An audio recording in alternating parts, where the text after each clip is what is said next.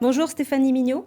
Bonjour Vous Anja. êtes médecin généraliste et vous travaillez de longue date avec le centre de planification au CHU de Poitiers. Est-ce que ce que vous venez de voir et surtout d'entendre vous surprend? Non, c'est ce qu'on voit maintenant habituellement.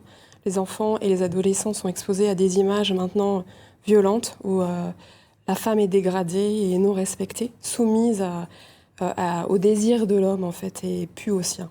Ces images violentes dont vous parlez, c'est principalement la pornographie sur Internet?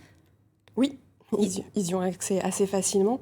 Des moteurs de recherche assez simples comme par exemple la Fémélusine tout simplement. Et ben, c'est plus tout à fait la Fémélusine qu'on connaissait nous auquel ils vont être exposés. Il y a une récente étude qui dit que 15% des 14-17 ans regardent de la pornographie une fois par semaine, 9% tous les jours. Ça veut dire qu'aujourd'hui, la pornographie sur Internet, c'est le premier éducateur à la sexualité des jeunes?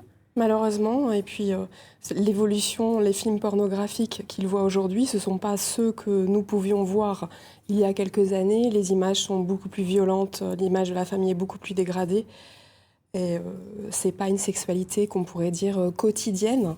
Donc ça va être très difficile pour les garçons après aussi, et pas seulement pour les filles, d'avoir une sexualité respectueuse euh, et satisfaisante. Maintenant que ce constat est fait, il est assez effrayant. Est-ce que ces cours d'éducation sexuelle, comme on vient de le voir, peuvent contribuer à faire changer les choses? Oui, bien sûr. Et à chaque fois qu'un adulte, il va mettre des mots sur ce qu'est la sexualité normale, le respect de soi, expliquer les violences aussi, hein, parce que c'est une porte d'entrée vers la violence, eh ben, on va rétablir les choses, rééquilibrer les choses.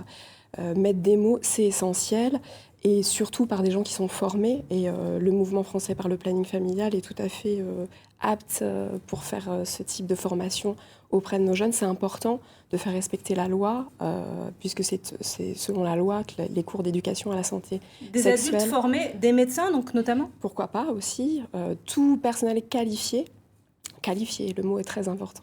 Ça veut dire que nous, les parents, nous ne sommes pas qualifiés pour parler de sexualité à nos enfants? C'est pas tout à fait ça, mais l'interdit de l'inceste fait qu'on va peut-être avoir des difficultés. Et puis souvent, on fait l'erreur de confondre parler contraception et parler sexualité.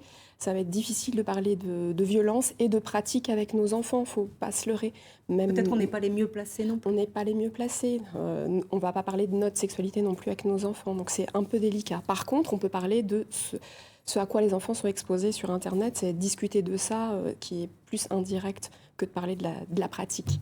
Docteur Stéphanie Mignot, médecin généraliste, merci beaucoup d'être venue parler avec nous de ce sujet sur ce plateau. Merci Merci à beaucoup. vous.